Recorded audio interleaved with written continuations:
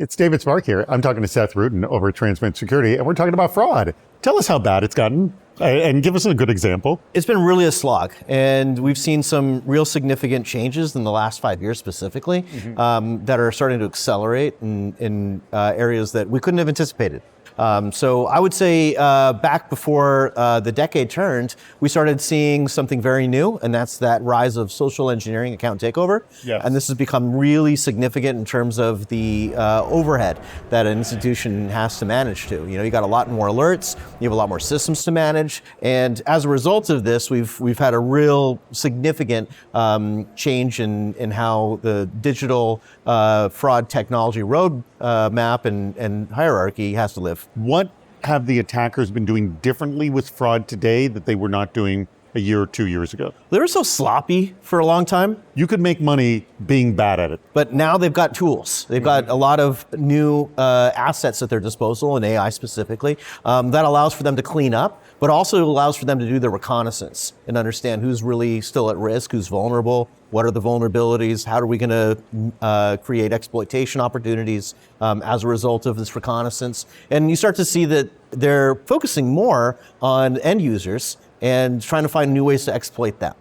And what we're experiencing more and more of is that they're going after the authorized push payment because it's become far harder to do a traditional account takeover from a device that doesn't belong to them or an IP address that isn't theirs.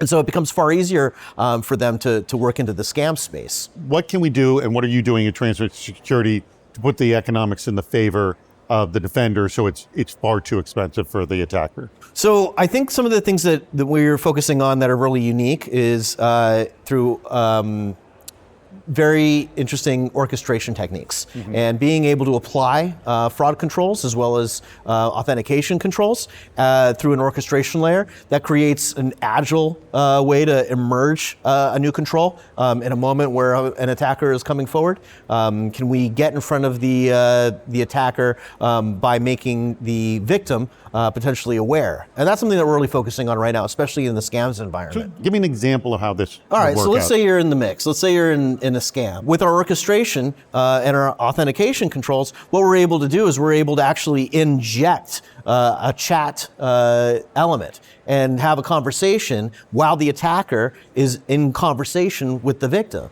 And if we can get that victim to have that critical moment of thought and say, hey, wait a minute, something doesn't make sense here, and the Gen AI tool that's appearing on the legitimate site says, hey, you know, something seems amiss, and we can have that conversation take place. Now we've done two things. We've inoculated the victim, and we reduce the potential for operational overhead. That's the thing that's choking out teams. And then I would assume at the hope if you're injecting this chat at this point, you're getting more forensics at the time. Now you're learning more about the attackers at this point. Especially around the intent. Okay. Yeah, the intent of the attacker is the thing that we're trying to really get a strong sense around, and we're putting a lot of tools and investment into that space. What have you seen is working best for yourselves, for your customers, in terms of getting in that moment of injection when the fraud is happening, where the individual wouldn't know?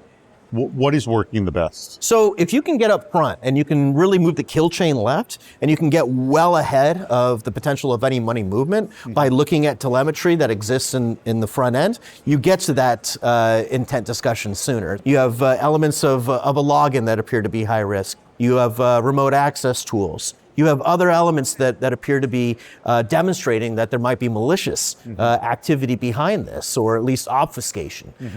So can we get to that point and understand those elements, and then we can make early decisions with greater precision? Guess what? If you would like to learn how to, reduce some fraud, especially when it's getting so darn difficult in your environment, and heck, you may not even know what's going on, and maybe get a little bit of a chat alert to say, hey, do you know what's happening right now? Why don't you check out what they're doing over there at Transmit Security? It's transmitsecurity.com. There's the address right there.